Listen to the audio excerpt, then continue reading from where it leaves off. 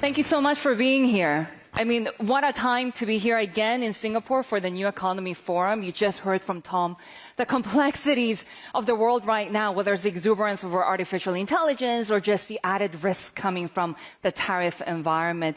Why don't I just start it off with Merit and just set up the scene for us when it comes to this complex global landscape? Well, thank you and good morning. A pleasure to be here. I think it's important to differentiate between the policy environments that we're seeing and the actual economic trends. And in terms of the policy environment, you're seeing unprecedented uncertainty and risk throughout the global system, and we've talked about that a lot. And, we see that more and more countries are introducing policy interventions that are restricting imports, export restrictions, import restrictions, subsidies, industrial policies, economic security coming together. So there's all of these changes happening that make us feel very uncertain about what the shape of globalization is going to look like. But I think the world is not deglobalizing. I think the shape of globalization is changing. We're past peaks, but manufactured trade growth continues and services is twice as fast as manufacturing. And I have some of the optimism we heard in our first panel that in this environment of risk and uncertainty, the big adjustments happened after the first trade war with China. Right. And at this moment, you're actually not seeing big divestments in supply chain. You're seeing adjustments.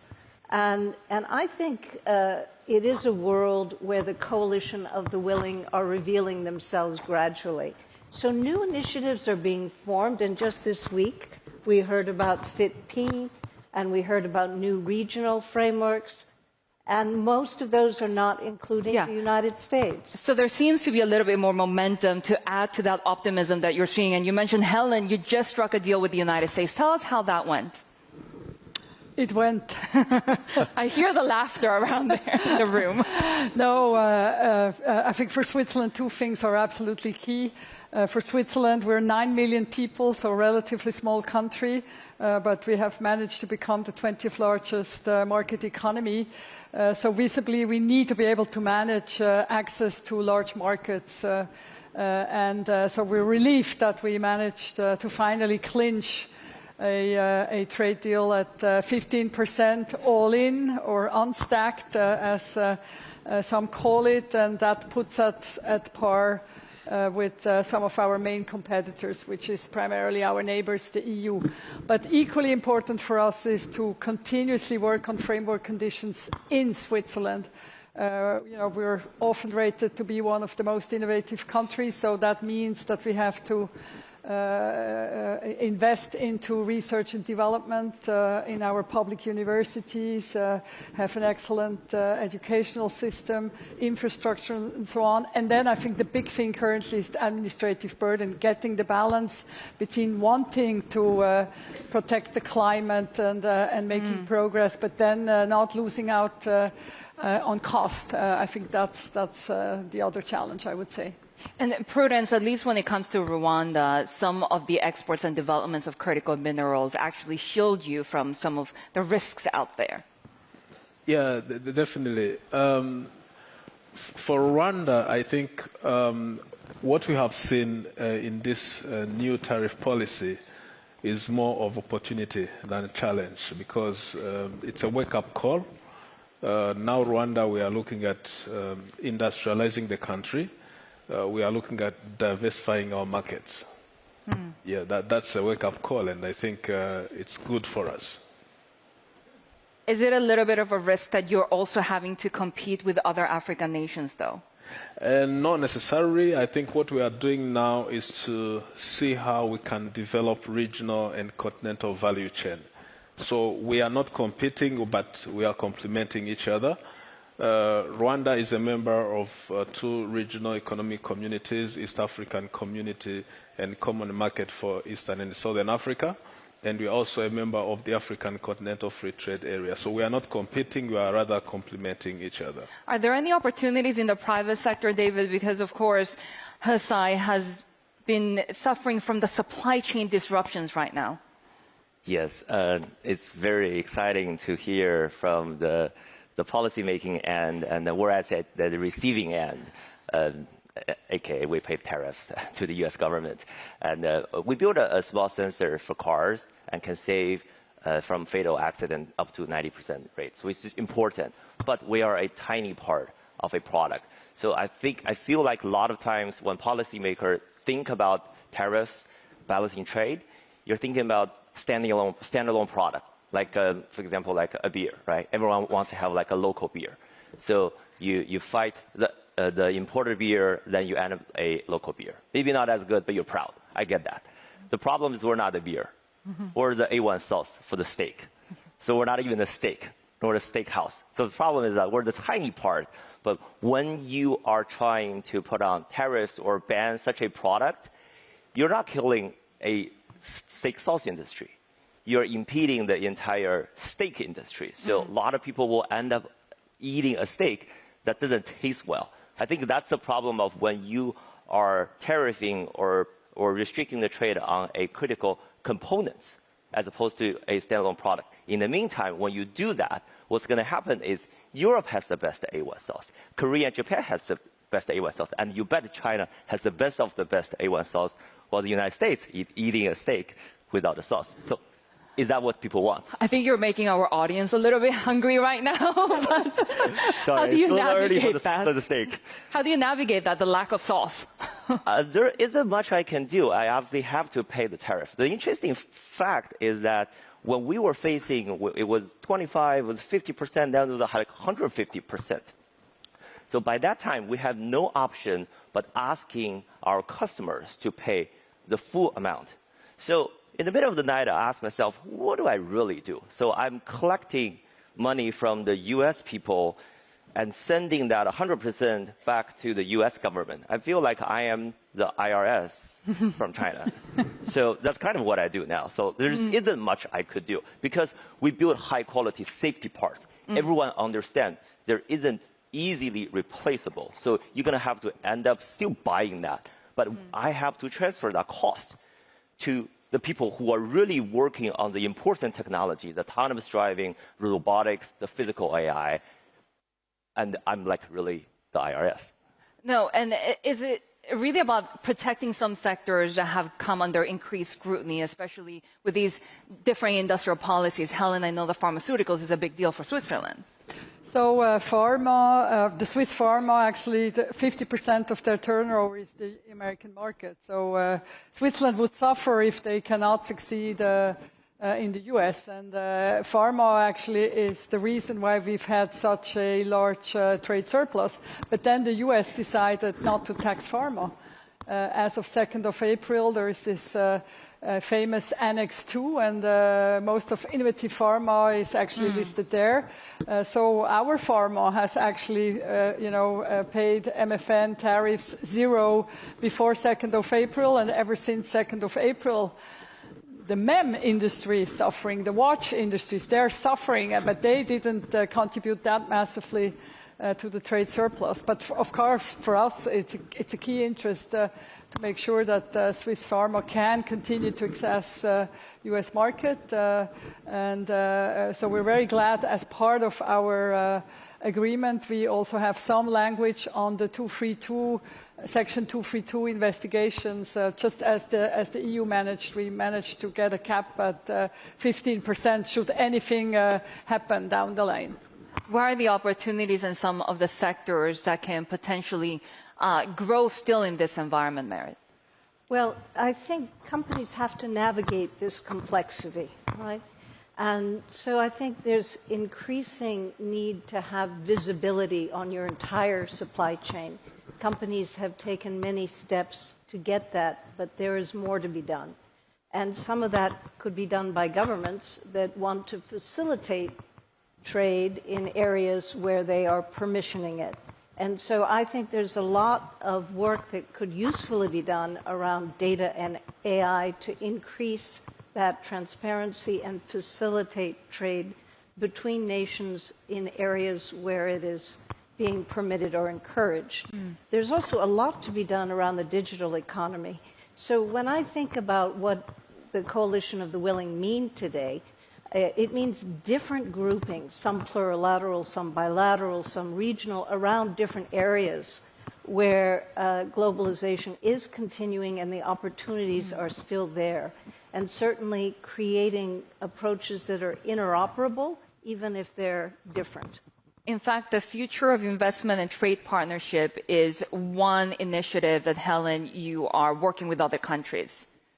Yes, UAE, Singapore, New Zealand and Switzerland are co-conveners. Rwanda is a member. That's actually the reason, I think, why both of us are currently in Singapore. We had our first ministerial gathering yesterday. As the title says, we believe in the future of investment and trade, and we want to be a positive voice out there, because there's a lot of scrutiny on trade, and I think all of us, we're currently now at 16 members, have decided it's important, and we have done so 2 years ago. So it's really a pro-movement. It's not against anyone. It's a pro-investment and trade movement. And the topics that you're talking about, paperless trade, technology and trade, are exactly the things that we're looking at. And for example, as a first, and we had our first workshop in June, and now we had our first ministerial declaration, and guess what, on supply chain security. So these are exactly the topics that we have decided that smaller and medium-sized economies would like to work together. Prudence, how do developing economies fit into this broader context? First of all, we have to understand that the multilateral trading system is now more unpredictable than ever before. And one of the strategies that small countries like Rwanda has to adopt is to diversify our markets. We are talking about South-South cooperation. FIPP is one good model of South-South cooperation, because we have traditionally relied on European and US market for so long because of AGOA. We have been a beneficiary of AGOA with the US market. We have been beneficiary of the GSP with EU. But all these trade schemes are getting to an end. So now we have to invest more in diversifying our market. We have to invest more in looking for new opportunities for investment and also for our export market. Is it tricky to sort of set yourself in one camp when you have the two largest superpowers in the world competing? Yeah, but for me, when you have the two superpowers in this game, I see it as an opportunity. Why? Because we have seen recently some investment relocating. If, for example, a Chinese company that used to access US market is unable to do so because producing from China doesn't give them access to the US market, then they will find it appropriate to move to a country like Rwanda, where regulatory environment is conducive, where we are enjoying actually the baseline tariff with the US, which is just 10%, the lowest of all the tariff that the US has set for countries. David, you are diversifying your manufacturing already. Yes. Yes, that's one of the approach we take. Historically, our volume is mostly in China because of the China EV. And now what we see is that I half-jokingly tell people it's a China ping-pong team, meaning that we're fighting each other so hard domestically. The truth is that when you go out of the border, you realize that you're so much more competitive because of your domestic industry, because China EV is leading. So what we find is that global customers, they come to us. They're like, it's crazy you guys can do such a high-quality part at such a price. And do you lose money? We're like, we're getting by. So they're like, okay, how about you set up factories and set up supply chains outside China so that you can better work with my volumes in the rest of the world. And because we have that super capability to control the cost, crank up the volume, we get to do that. Of course, it's increased the cost, but in the end, if you compare what we have to what my US or European competitors have, it's still a very different game. So the customers are very happily taking that part. How big of an impact is not only the technical side of your business, but reputational when you have the Pentagon blacklisting your company? This is a history I'm sure not any people know. We were on one of the list, and we fought really hard, and we actually sued the U.S. government, the DoD, and actually the judge came out saying that we really didn't find direct evidence. And which means that the only consequence for me is I couldn't supply to the U.S. military, which I didn't even do. But the problem is that with that restriction, people will look at me, they think, oh, what have you done wrong? Why did you piss off the most powerful country in the world? Like, the truth is, we're just trying to do civilian parts. But then people think we have reputation damage. And that's actually true. We have to explain, look, you need to look at the evidence. And that was the part that was definitely not helping my business. But thank God that people are still looking at the facts, still looking at what's really can be verified. And that's over the time, it's been a year and a half. I think it's people start to understand the situation. The U.S. merit, for example, has been unhappy and with the global trading system, with the multilateral framework for a very long time. This actually goes beyond just Trump 2.0. Oh, absolutely.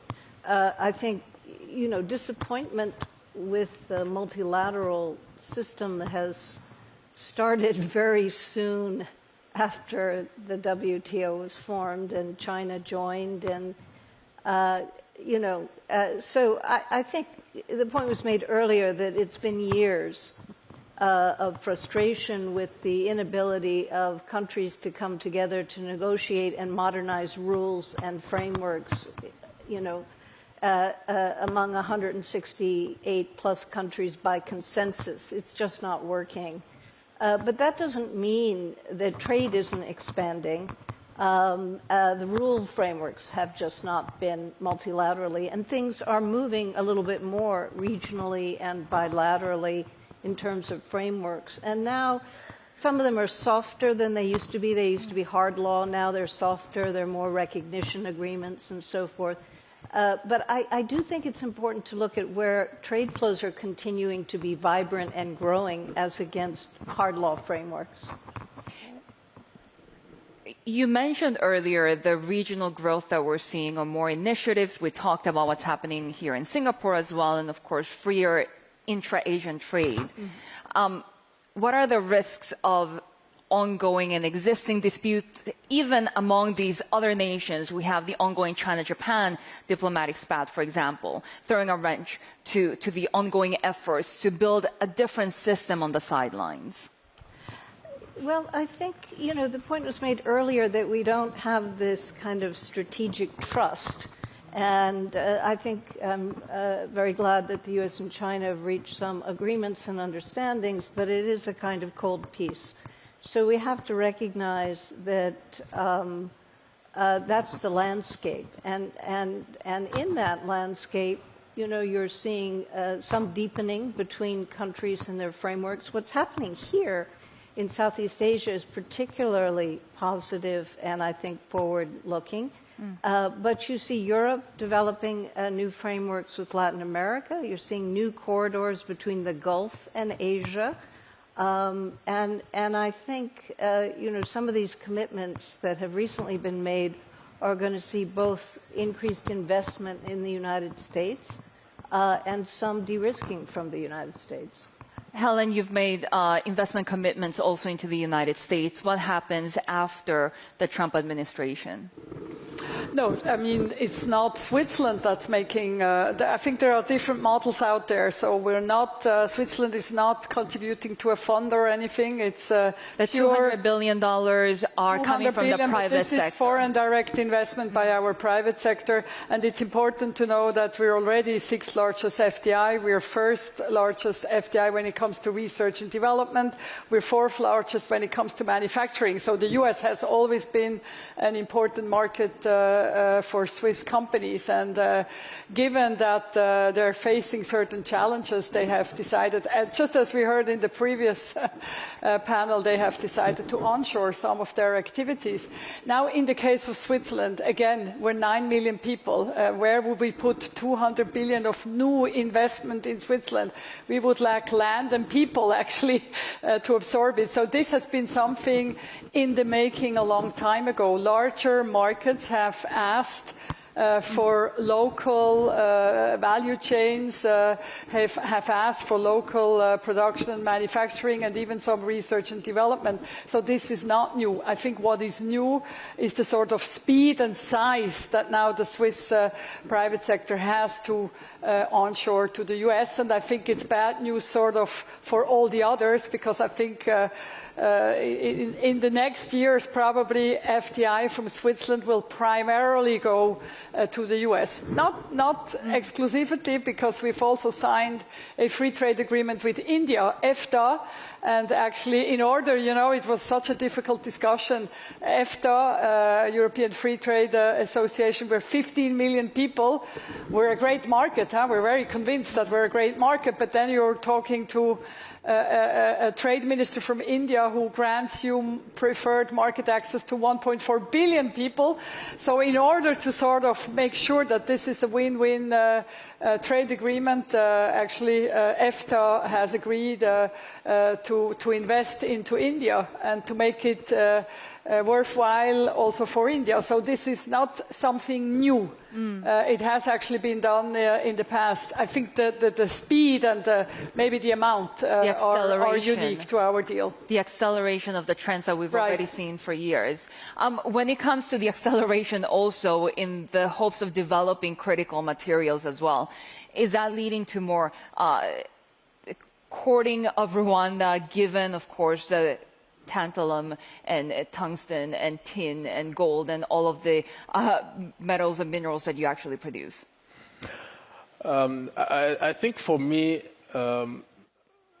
Africa should not be busy exporting critical minerals. We should rather be attracting investment in those sectors to add value to them, because what is happening elsewhere can also happen in Africa. Africa, we have a market of 1.4 billion people, 3.4 trillion US dollar combined GDP. So companies that are extracting critical minerals from Africa would rather come and invest in Africa to add value to them. In fact, we are getting a question from the audience. How can collaboration in industries and innovation contribute to actually long-term job creation in African nations like Rwanda? Yeah, definitely. We are talking about job creation. We are talking about adding value to our raw materials. We are talking about integrating our own markets. Because if you keep exporting raw materials, you are exporting jobs for your people. And this has not been helpful over the past, because Africa is a host of raw materials. We are a host of labor, cheap labor, but we have not made use of it. David, the shifting terrain in the global landscape and what that means for more opportunities in your industry, given, of course, the exuberance over artificial intelligence and anything high-tech at this point. I do want to offer another data point. It's also from the China automotive industry, because people always talk about tax breaks and subsidies, and that's true. But one of the interesting facts I think people don't necessarily know is that the biggest tax benefit and subsidies the Chinese government give is actually to Tesla, which is probably counterintuitive, because you would assume that there is no point of helping a foreign competition in China. But the Chinese government, their theory is the catfish theory. By introducing and helping the best and the greatest foreign competitor into China, they feel like it's actually growing the entire industry. And that's actually happened. 10 years ago, there was a Tesla for EV and nobody else. Now we have great EV companies in China. There's BYD, there's Xiaomi, Li Auto, etc. I would argue the top 10 EV makers in China are equally or closely competitive as Tesla as a result of screening the catfish, which is an interesting policy that probably Merit, I'll give you the last word as we wrap up this panel on those opportunities that come with change. Many opportunities are coming in the current environment, but I think it requires our increasing sophistication in navigating the complexity. And for corporate leaders, it also means, and companies, it means working more closely with governments in order to build the trust needed to be accepted in the ecosystem. Thank you so much to our panelists for this conversation today. Thank you so much for joining us. Thank you.